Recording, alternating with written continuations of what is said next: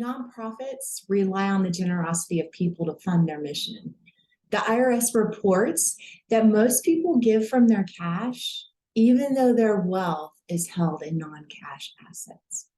I have some friends at Mortarstone who are really good at helping churches, especially, convert this opportunity into new ways to serve their congregation. And so Mortarstone estimates that 90% of a person's assets, or 90% of what a person can give from, is actually in non-cash or not in cash.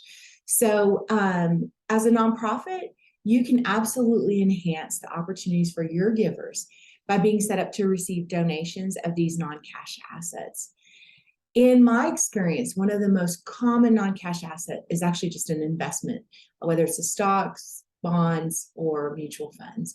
And so I would want to share with you today how to be set up to receive these non-cash donations. It's really two things. The first one is you need to create a brokerage account that can receive direct transfers of the investments.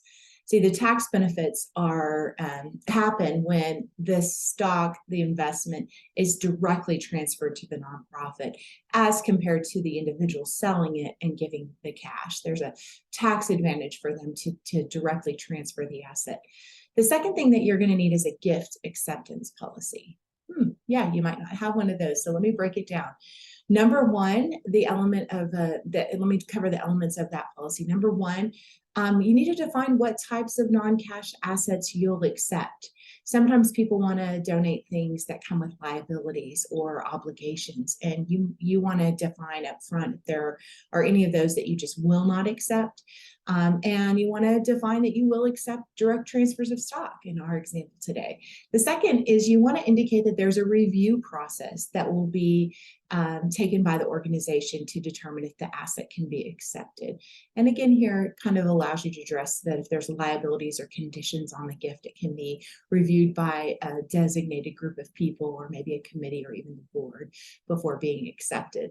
The third thing is that you want to say what is going to be done with those assets once you receive them. In the case of investments, it is the best practice to sell them.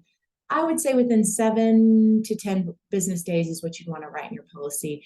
By virtue of, the practice, I would really say every time you receive a stock donation, immediately sell it. Those things move and vary very quickly. You don't want to play the market, if you will, and you really just want to take the gift at the value closest to what it was on the day that you received it. All right, well, I hope that helps you, makes you aware of some things that are possible. And if you need help preparing any of these things, preparing yourself to receive these non-cash donations, I would love to help. So jump on my site and the link here in this blog, schedule a free call with me. I'd love to talk more about what's possible for your nonprofit.